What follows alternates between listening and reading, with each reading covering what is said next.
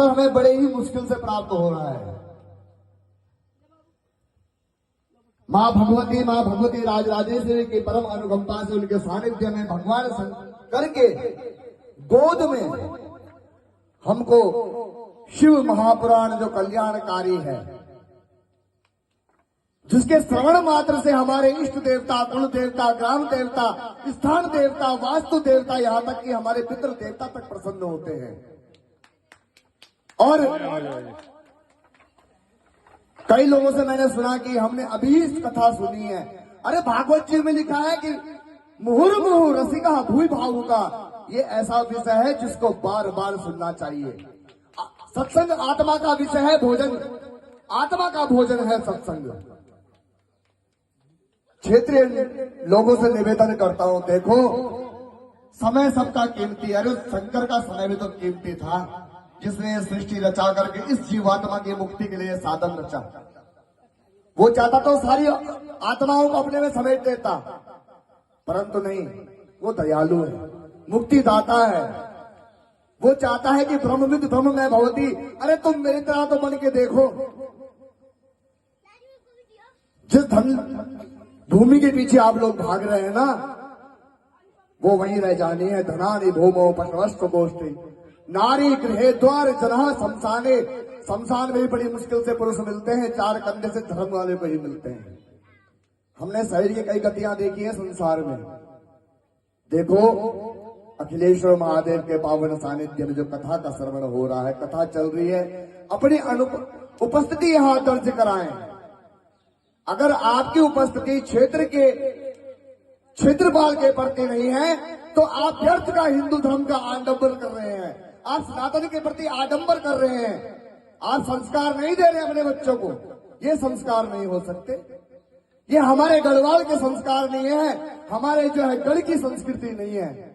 यहां तो ढोल की आवाज सुनने पे देवता आ जाते हैं। और बड़ा दुखद हो रहा है मुझे कि कथा की आवाज सुनने में आपके क्षेत्र के लोग जागृत नहीं हो रहे हैं। अतः एक बार पुनः निवेदन करूंगा, देखो मुझे कटु शब्द भी आते हैं और घर से निकालना भी आता है, मैं जोगी हूं, ठीक है ना। सिर्फ आशीष और निवेदन ही करूंगा तो अति उत्तम रहेगा। क्षेत्र के लोगों से निवेदन है, ये आपकी अपनी प्रतिष्ठा है। मां भगवती राजराजेश्वरी कहां से आई? भगवान शंकर के स्थान पे आई, और हम लोग उपस्थित भी ना हो पाए। क्या हमारा हृदय मर गया है, या हमारी अंतरात्मा मर गई है, या हमारे पूर्वजों के पुण्य मर गए हैं जिन्होंने सनातन के प्रति अपनी जान न्यौछावर करी? तो समय है आप लोग आए, इस अवसर को देखो। यहाँ मातृशक्तियां खड़ी है, मुझे बड़ा प्रसन्नता होती है।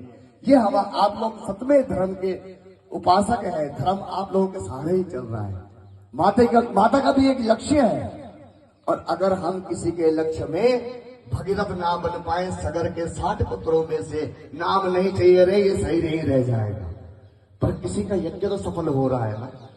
तो निवेदन करो सभी से, देखो भंडारा होता यहाँ तो अभी आ ही जाते हैं। सच्ची बता रहा हूं, मैं हृदय से बोल रहा हूं। मैं ऐसा इस धरती का, इस पृथ्वी माता का कोई कोना नहीं होगा जहां मैं नहीं रहा और जिस जगह में मेरा स्थान ना हो। पर भगवान अखिलेश्वर महादेव ने मुझे अपनों के बीच में क्यों बुलाया, ये मेरे हृदय भी नहीं जानता। घर का जोगी जोगड़ा बोला गया है ना, उसको मैं अनुभूति करता हूं यहाँ पे। पर फिर भी एक इच्छा है कि आप लोग जागृत हो, हमारे आने वाली पीढ़ी जागृत हो। उसी के लिए भगवान शंकर ने लीला रची। ना तो कोई निमंत्रण, ना कोई इसका उद्देश्य नहीं। और धर्म के कार्य ऐसे ही होते हैं। क्या पूर्व नियोजित तो कर्म होते हैं, ये सत्कर्म होते हैं तो जो अपने आप हो जाते हैं। तो आओ इसमें सब लोग इस नाव पे सवार हुए। नहीं, पावन कथा चल रही है। देखो, अरे जो बैठा हुआ है ना, वो शंकर रूप होता है। मैं बोल रहा हूं भगवान शंकर तभी जागृत होंगे जब आप लोग जागृत होंगे। न तो घूमते रहना, आज इस पंडित के पास, कल उस ओझा के पास, परसों बाजार में, फिर इधर उधर। फिर एक दिन ऐसा आएगा कि पता चल जाएगा कि हमारा समय तो आ ही गया है। तो इसलिए अच्छे समय की कल्पना करते हुए क्षेत्र के लोगों से, वयोवृद्धों से, यहाँ के ब्राह्मण वर्गों से निवेदन करूंगा, इस यज्ञ को सफल बनाए। माँ भगवती और व्यासपीठ से भगवान शंकर का आशीष प्राप्त करें। अधिक ना बोलते हुए अपने शब्दों को मैं ये विराम देता हूँ। कोई बोल दिया हो तो देखो मैं आप लोगों का अपना हूँ। अंतरात्मा मेरी भी जागृत होती है।